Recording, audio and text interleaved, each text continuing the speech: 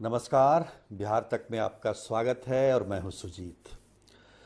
चुनावी बिगुल बज चुका है और उम्मीदवार जो भावी उम्मीदवार हैं भारी संख्या में राजनीतिक दलों के दफ्तरों के चक्कर लगा रहे हैं और केवल यही के नहीं बल्कि विदेशों में जो प्रोफेशनल्स हैं वो भी अपने अपने तरीके से चाहते हैं कि इस चुनावी महासमर में हिस्सा लें, उम्मीदवार बने और बिहार के लिए काम करें। कैलिफोर्निया से, लंदन से, कनाडा से और सबके बजाते बायोडाटा आए हुए हैं।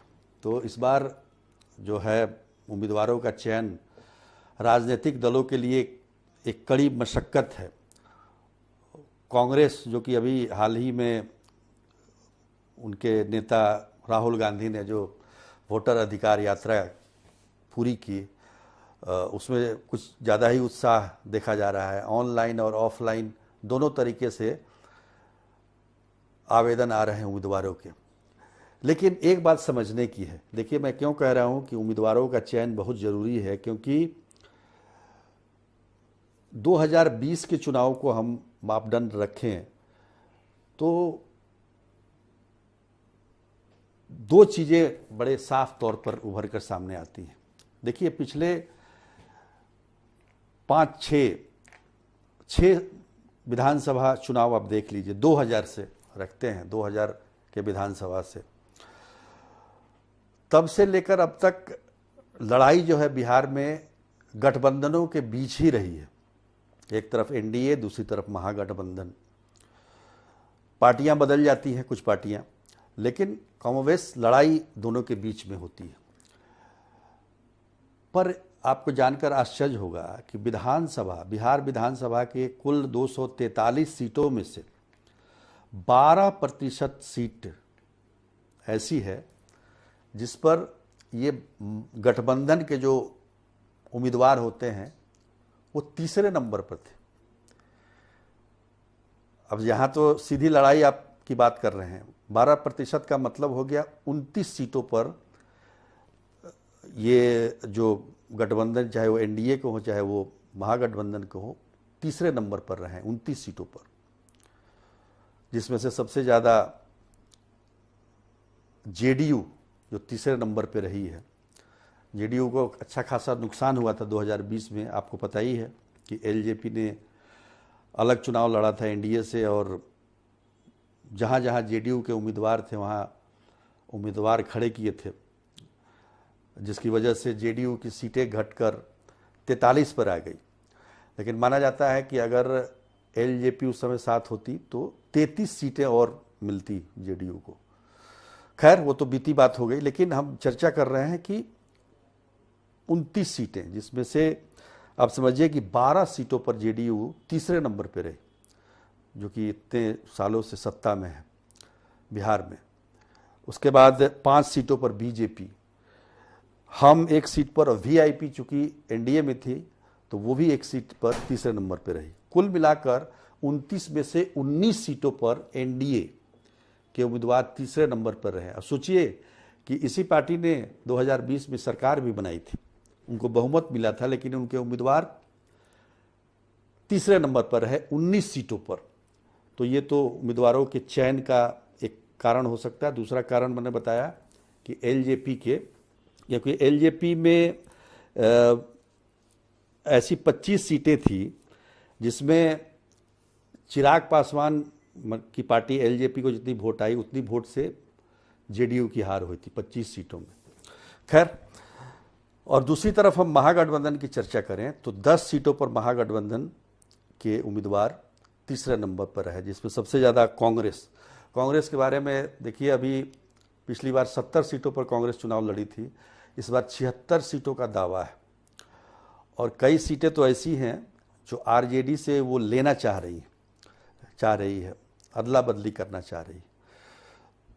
और 12 सीटें ऐसी हैं जिस पर आरजेडी की सीटें हैं, उस पर कांग्रेस ने दावा किया, तो 76 सीटें।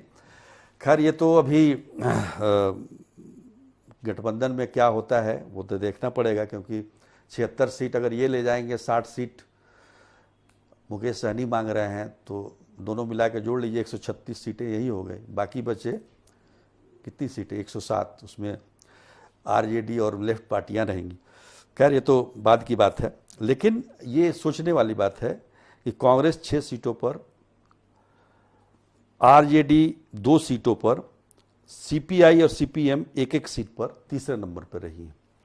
तो कुल मतलब 29 सीटों में से 19 सीटों पर एनडीए पीछे रही, तीसरे नंबर पर रही, और 10 सीटों पर आरजेडी पीछे रही है। एक और समझने वाली बात है, इससे आपको पता चलेगा कि उम्मीदवारों का चयन कितना जरूरी है। 2020 के चुनाव में 15 सीटें ऐसी थी जिस पर तीसरे नंबर पर नोटा था, नोटा, यानी कि दोनों में से कोई उम्मीदवार पसंद नहीं है, बड़ा बेबंद तरीके से हम वोट डाल रहे हैं, और वहाँ जो है नोटा को वोट मिला 15 सीटों पर जो तीसरे नंबर पर रही। तो सोचिए कि चुनाव को लेकर वोट तो डालने जा रहे हैं, लेकिन चूंकि हमको उम्मीदवार पसंद नहीं है तो नोटा में डाल दिया।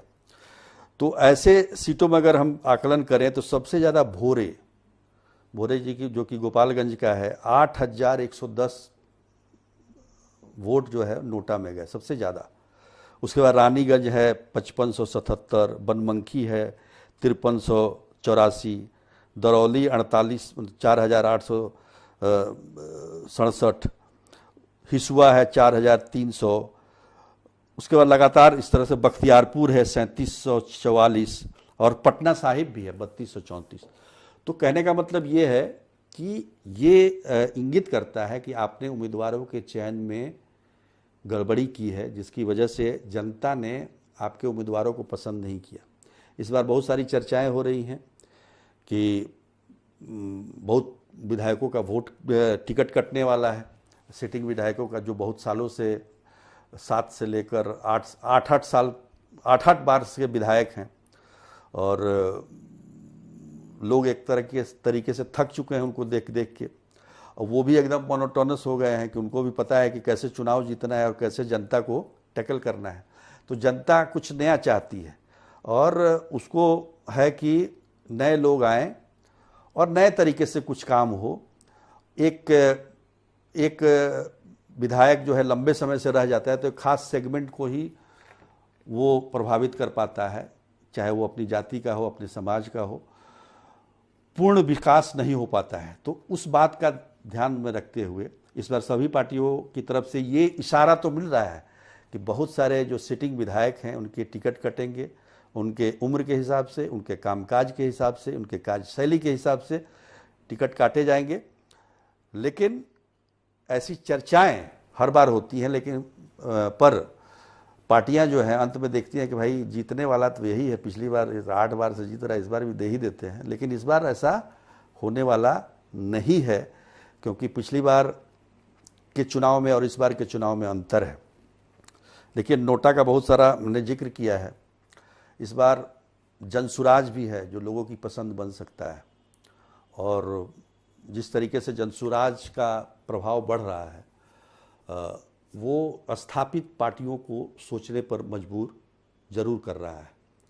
तो देखिए, टिकट का बंटवारा, अभी तो सीटों का बंटवारा हो जाए, उसके बाद टिकट का उम्मीदवारों का चयन भी होगा, और कैसे कैसे उम्मीदवार आते हैं ये देखना होगा। हम भी इंतज़ार कर रहे हैं, आप भी इंतज़ार कीजिए। फिर किसी और विधानसभा चलेंगे जहां सिटिंग विधायक के बारे में, अभी बहुत सारे विधायक ऐसे हैं सिटिंग जिनका टिकट कटने का नंबर आने वाला है। तो इंतज़ार कीजिए। तब तक के लिए नमस्कार।